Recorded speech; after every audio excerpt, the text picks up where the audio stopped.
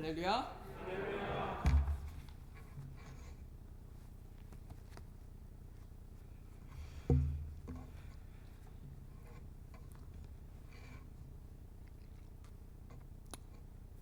오늘 우리가 읽은 달란트 비유는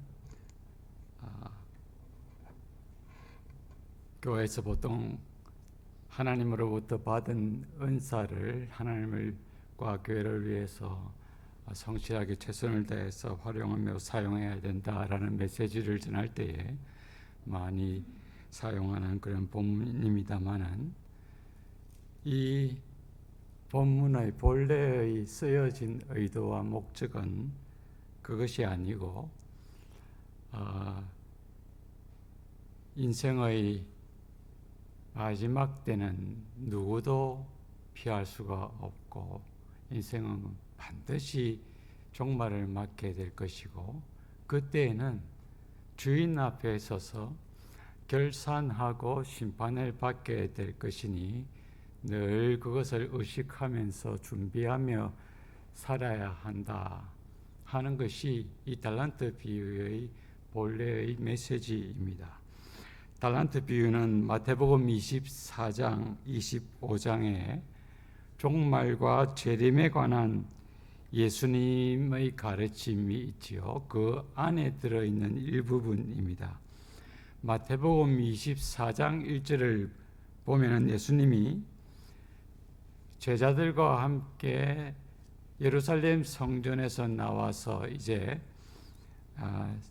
예루살렘 동쪽에 있는 감난산을 향하여 오르시고 계셨습니다.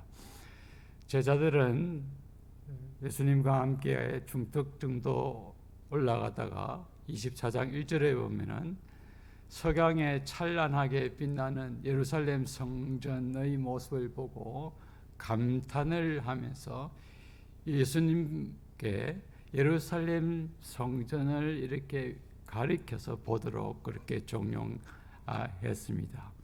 예수님도 자기들처럼 이렇게 참 감탄하는 말씀을 한마디 해 주실 것을 기대했기 때문이죠. 그런데 우리 주님의 반응은 그들의 기대를 완전히 뒤엎고 이런 말씀을 함으로 나타났습니다. 너희가 이 모든 것을 보지 못하느냐?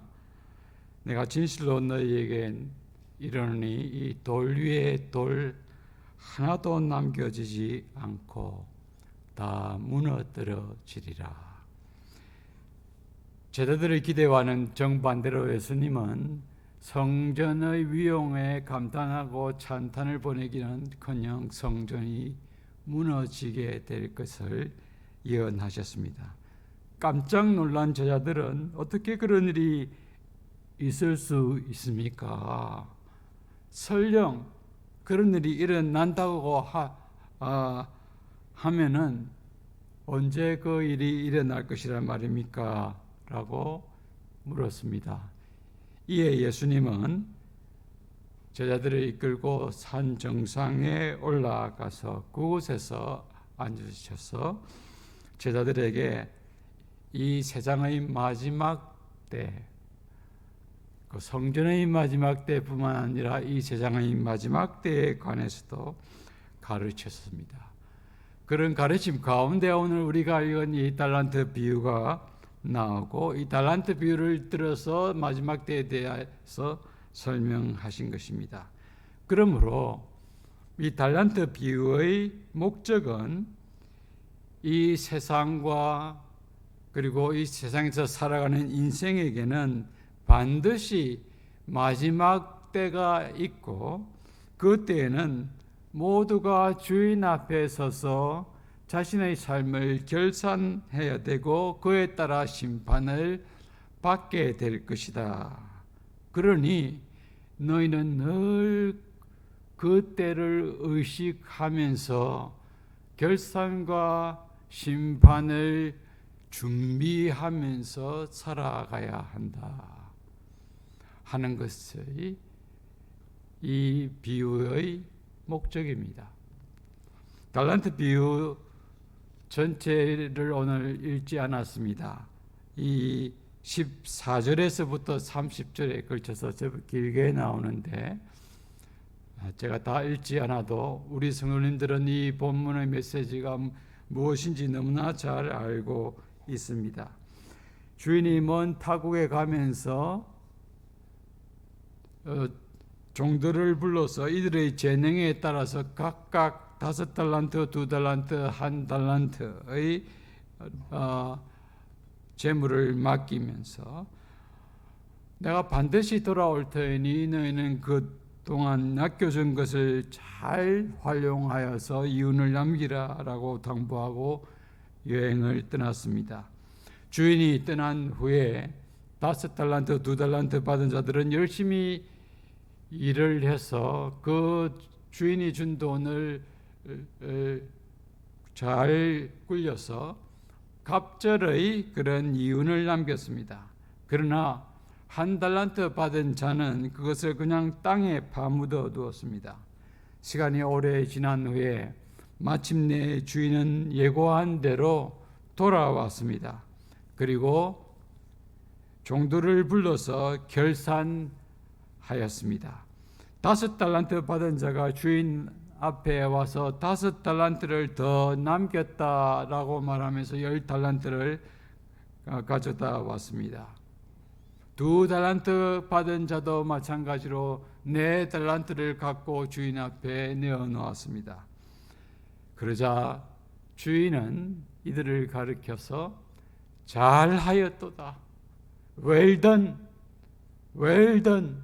착하고 충성된 종아 라고 그 종을 칭하면서 잘하였도다라고 칭찬하였습니다. 그리고 내가 앞으로는 주인의 즐거움에 영원히 참여하게 될 것이다 라고 말했습니다. 주인을 위해서 수고한 종을 칭찬하고 인정했을 뿐만 아니라 영원한 상급으로 보상한 것이었지요. 그러나 그것을 받아서 땅에 묻어두었던 종에게는 악하고 게으른 종아라고 칭하면서 주위에 있는 다른 종들에게 이 무익한 종을 어두운 데 내어 쫓고 슬피 울며 이를 가게 하라라고 명령했습니다. 일찍이 영국 옥스퍼드 대학의 유명한 영문학자였고 그리고 기독교 변증가라고 할 수 있는 C.S. 루이스 교수는 이 달란트 비유는 인생에게 참된 영광, 하늘 영광이 무엇인지를 성경에서 가장 잘 말해주는 본문이고 비유이다라고 말했습니다. 영광이란 말의 의미가 무엇이지요? 우리가 아다시피 이것은 광채, 광휘, 빛남을 가리킵니다. 영광스럽다고 하면은 다른 사람이 나를 알아봐주고 인정해줘서 내 이름이 빛나게 된다 하는 것이지요. 다른 사람에게 내 자신의 탁월함이 알려져서 내 자신이 확 도드라지고 내 자신이 빛이 나게 된다는 것이지요. 우리나라도 다른 선진 사회와 마찬가지로 보통 연말이 되면은 각종 시상식, 영화제들이 개최됩니다. 그날이 되면은 우리 사회의 최고의 스타들과 배우들이 그 영화제 시상식에 총 출동을 하지요. 그냥 출동하는 게 아니죠. 최고로 멋있는 의상을 착용을 하고 그렇게 나타납니다. 특별히 여배우들은 더 말할 나위 없지요. 그렇게 추운 한겨울에 여배우들은 보통 가슴과 어깨가 훤히 드러나 보이는 그러한 드레스를 입고 나타납니다. 왜 추운데 그런 드레스를 입고 나타나지요? 이들의 의식에는 나는 스타야, 나는 도드라지고 빛이 나야 되고 다른 사람들이 내 빛을 보아야 돼 하는 그런 의식이 있기 때문에 도드라진 의상을 착용하는 것입니다. 그러면 이제 프레쉬가 터지고 빨간 주단 위로 걸어갈 때 많은 사람들이 갈채를 보냅니다.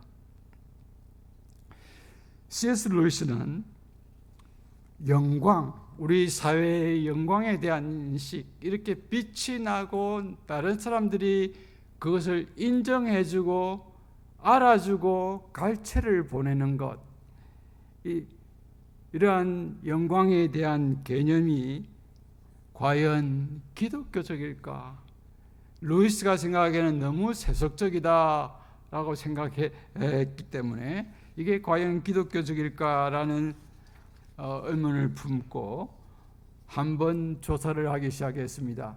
기독교 역사상 유명한 기독교 고전학자들의 글들을 참고를 살펴보았는데 밀턴이라든지 토마스 아퀴나스와 같은 학자들의 그 글들을 찾아서 영광에 대한 것을 살펴보았는데 놀랍게도 그들도 영광을 인정, 광채, 빛남 그런 의미로 이해하고 사용하고 있음을 알게 되어서 깜짝 놀랐습니다. 그러면서 이들이 정말 성경의 바탕을 해서 이런 영광에 대한 개념을 갖게 되었을까 하는 의문을 가지면서 이제 성경을 찾아봐야겠다라고 생각하고 영광과 관련된 성경의 모든 본문들을 나름대로 쭉 살펴보게 되었는데 그 결과 성경도 영광을 이런 식으로 이해하고 있음을 알게 되었습니다. 그래서 본인이 정말 놀라게 되었죠. 그런데 그는 성경이 말하는 참된 영광은 한 가지 다른 점이 있음을 알게 되었습니다. 그것은 누가 알아주느냐 하는 것에 있어서 달랐습니다.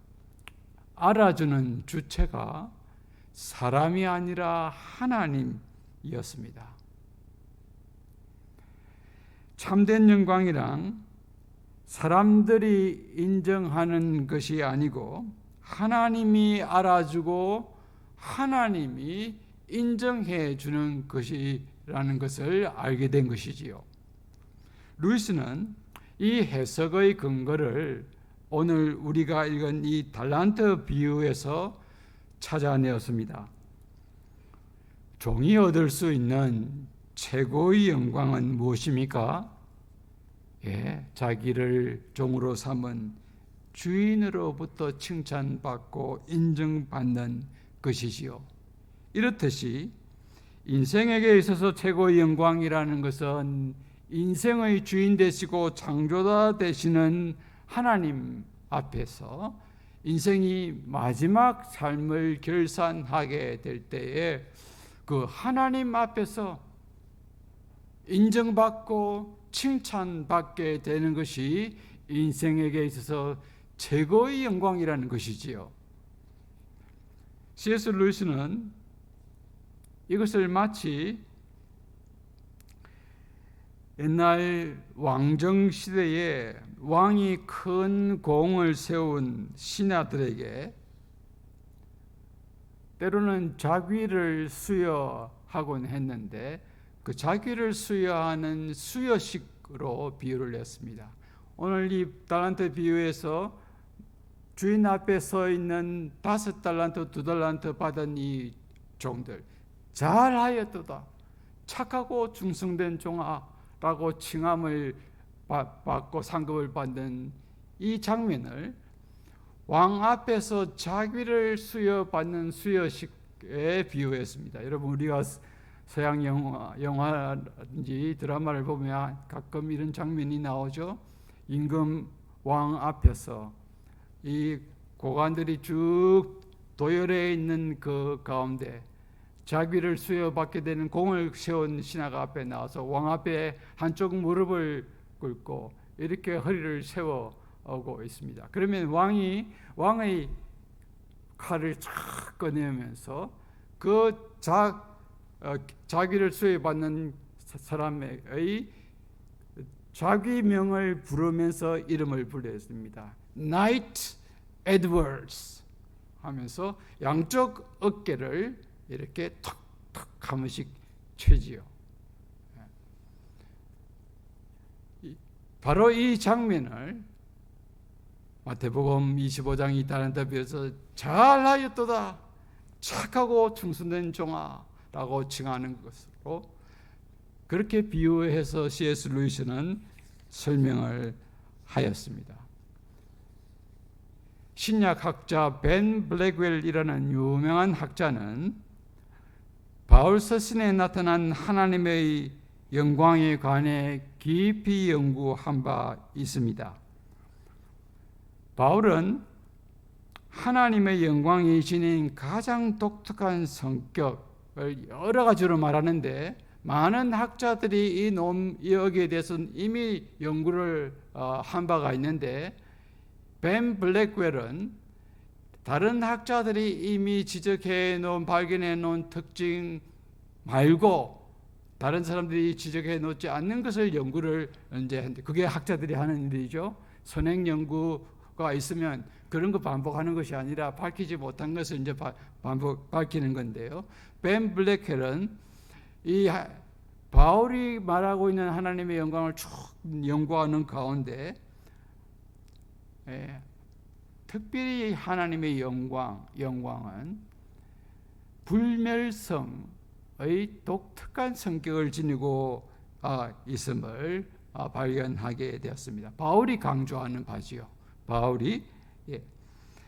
바울은 로마서 3장 23절에서 우리가 너무나 잘 외우는 구절에서 모든 사람이 죄를 범하였음에 하나님의 영광에 이르지 못하더니 로마서 또 6장 23절에 보면 죄의 삭은 사망이요 모든 사람이 죄를 범하였음에 그 삭스로 죽게 되어 하나님의 영광에 이르지 못했다. 하나님의 영광은 영원한 것이고 불멸하는 것인데 사람들은 죄를 지어서 죽게 되어서 사멸하게 되고 세멸하게 되어서 하나님의 영광에 이르지 못하게 되었다.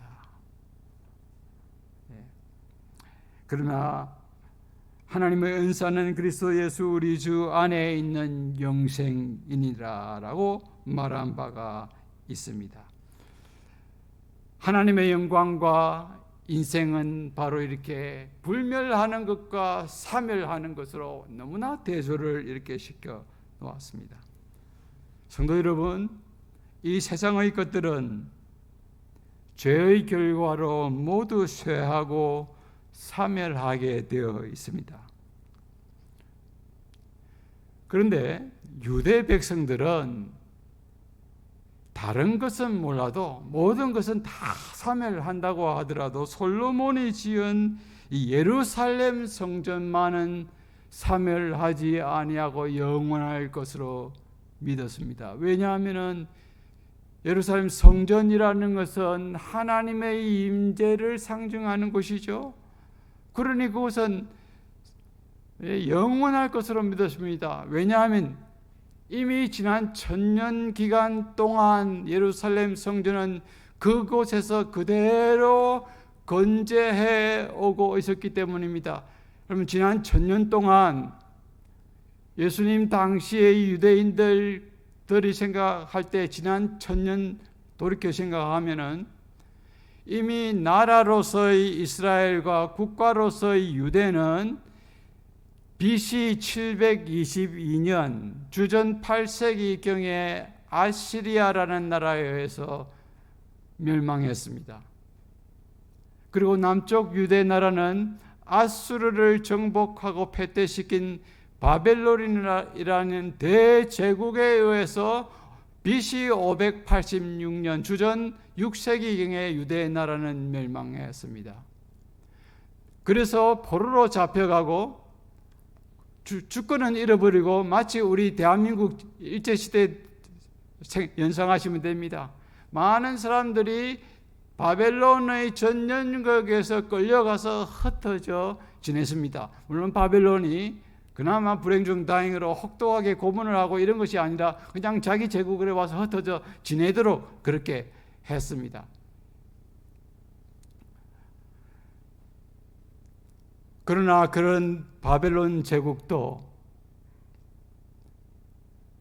대제국도 자기 나라를 패퇴시켰던 아시리아도 시간이 지나면서 사라져버렸고 바벨론도 사라져버렸고 바벨론 제국을 정복한 페르시아 바사, 성경에 바사라고 나오죠.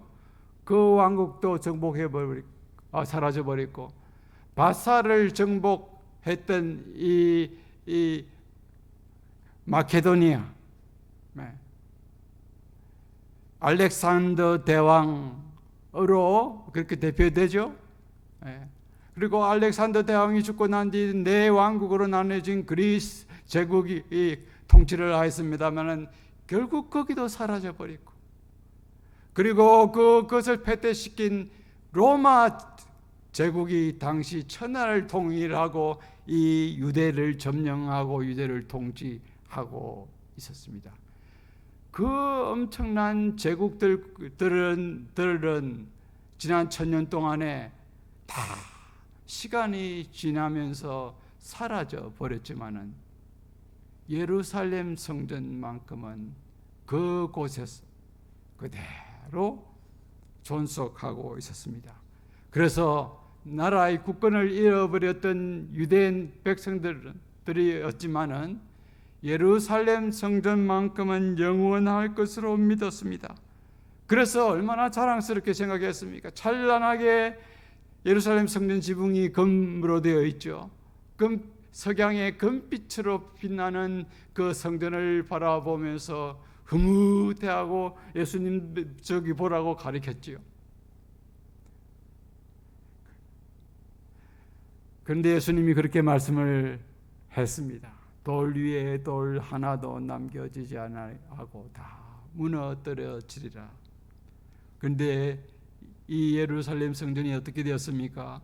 주님이 그 말씀을 하고 난 뒤 약 40년 뒤 주 70년경에 로마 장군 티투스가 이끌고 온 엄청난 군대에 의해서 파괴되고 말았습니다. 이 성전이 돌 위에 돌 하나도 남겨지지 아니하고 무너질 것이다 한 주님의 예언대로 그대로 예루살렘 성전은 무너지고 말았습니다.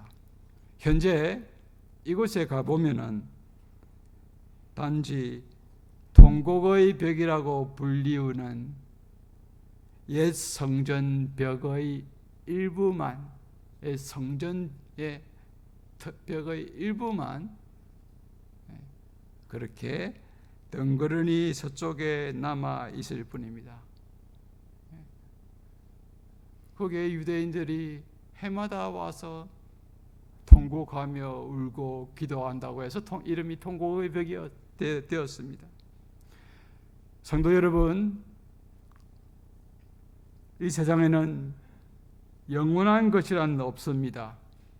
어디 예루살렘 성전만 그렇습니까? 인류 역사를 통해서 그렇게 찬란하게 빛나고 융성했던 문명도, 오랫동안 세계를 지배해왔던 대제국들도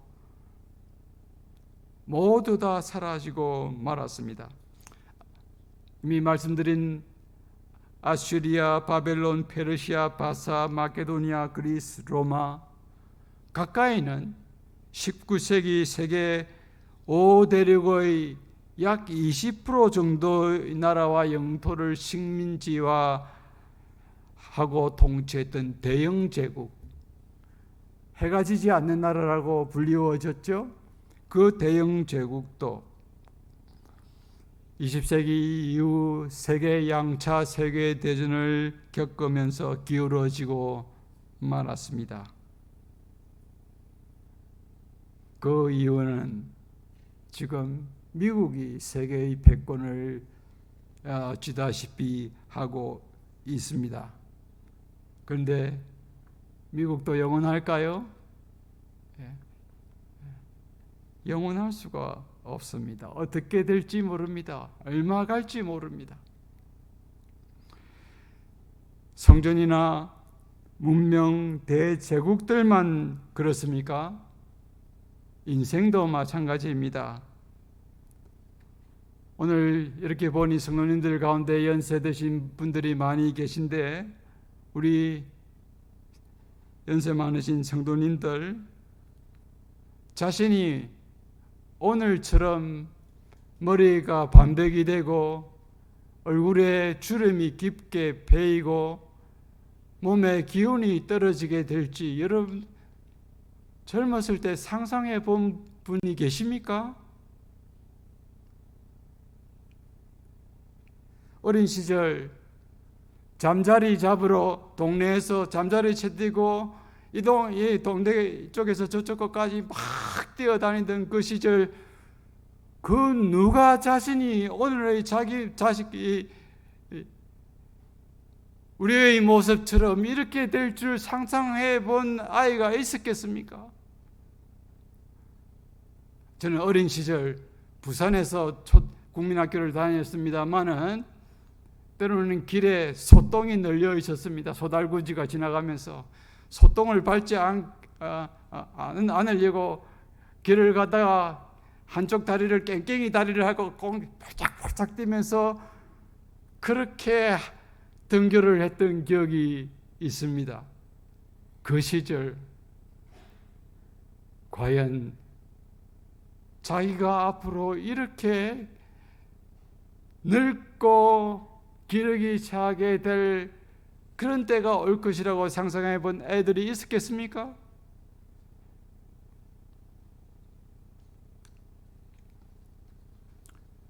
이 세상에는 사라지지 않는 것이라고는 없습니다.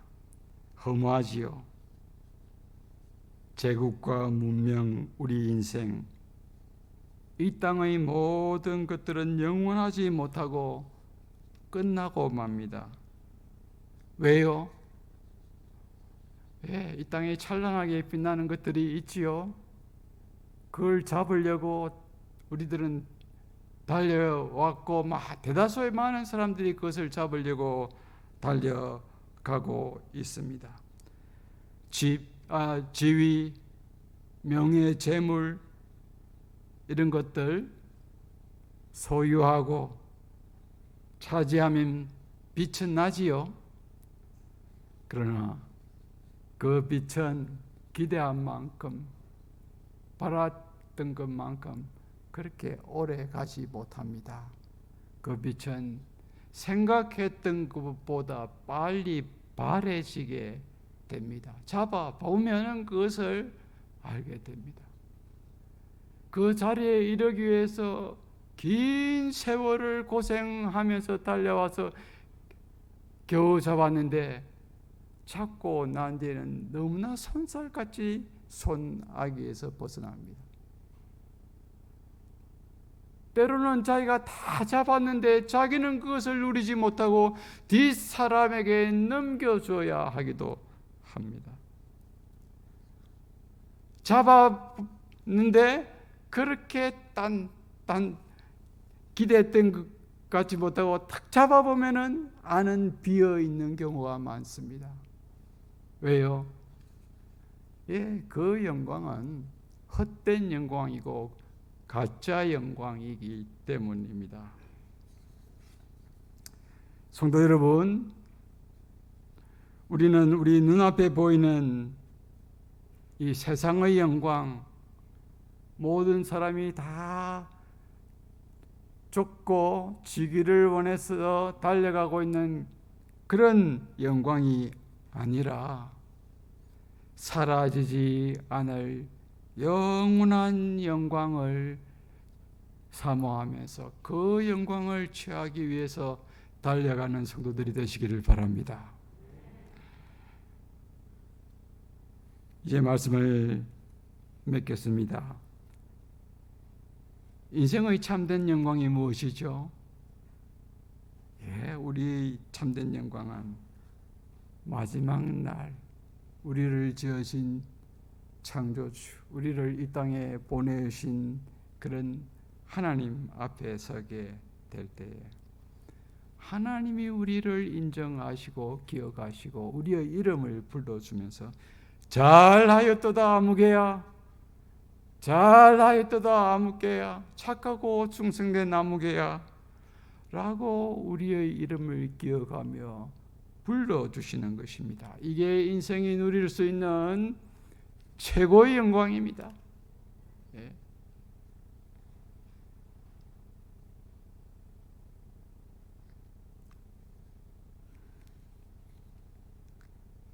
인생 여정이 끝나는 그 날, 우리 모든 성도님들은 하나님 앞에서 이런 칭함을 받게 되고 칭찬을 받게 되는 그런 모든 성도님들이 되시기를 바랍니다. 그러기 위해서는 이 세상의 것들 조금 상대화해야 됩니다. 상대화하고, 여러분 너무 이 세상의 것에 일희일비할 필요가 없습니다. 또 영원한 것을 앙망하면서 그날을 기억하면서 그날이 오늘쯤 이 본문이 속해 있는 문맥을 보면요, 종말은 그날은 unexpected, suddenly and unexpected, 갑자기 예기치 않게 임하게 된다 하는 것입니다. 우주적인 종말이 주님이 재림하심으로 와서 우리가 그렇게 맞을 수도 있겠지만은 개별적인 종말을 먼저 맞고 주님 앞에 서게 될 수가 있습니다. 우리의 개별적인 종말은 예기치 않게 갑자기 임할 수가 있습니다.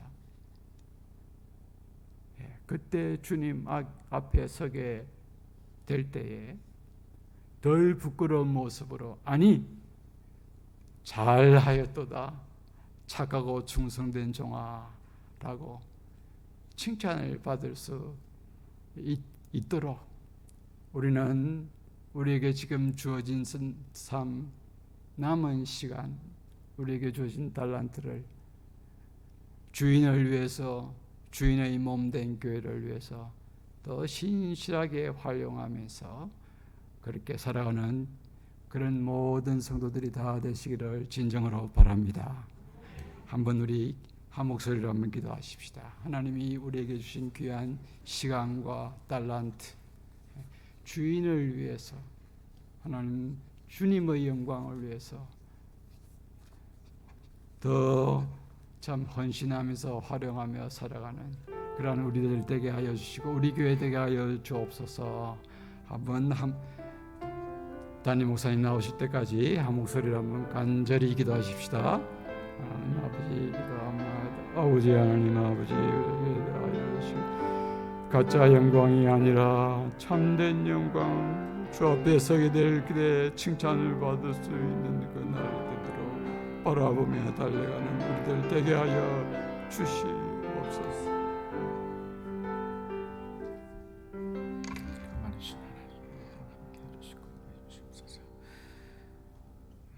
아멘. 우리 이제 찬송가